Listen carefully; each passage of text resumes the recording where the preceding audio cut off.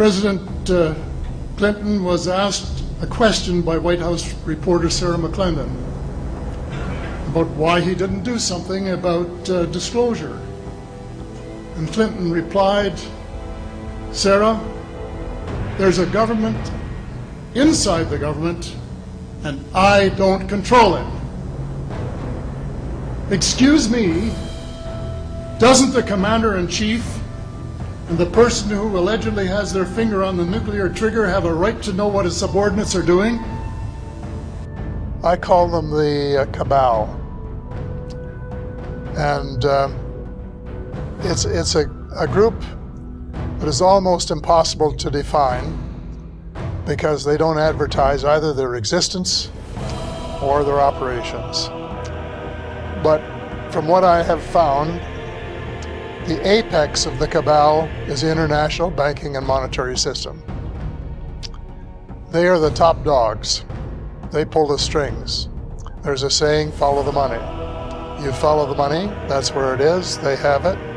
They have been ripping off the people of the world for centuries. They have vast fortunes, and they have so much money that they can buy anything or just about anybody that they want to. So that's sort of the head of it. Well, then the next echelon would be the international corporations. First of all, the oil cartel, which to a very large extent is controlled by the banking cartel. And then the international corporations. And then further down the list, and I'm not ranking them really in sequence of importance because there are varying degrees, but further down the list there are the intelligence agencies, the CIA, the FBI, the National Security Agency, all of the security agencies. And then further down the list, and certainly not less important, the military, part of it, and especially that part which is operating in secrecy and conducting what they call special operations, popularly known as black operations, black ops.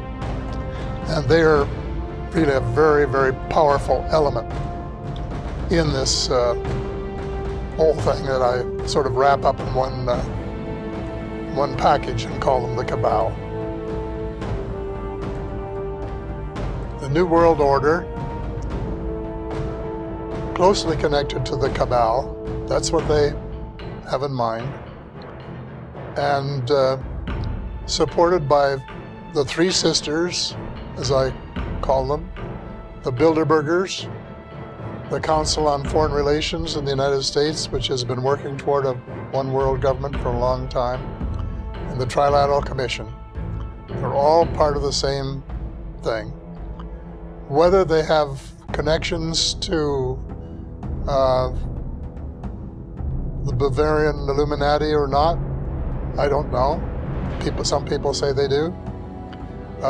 Whether they have connections to Nazis who went underground at the end of the war in order to prepare for another round, I don't know.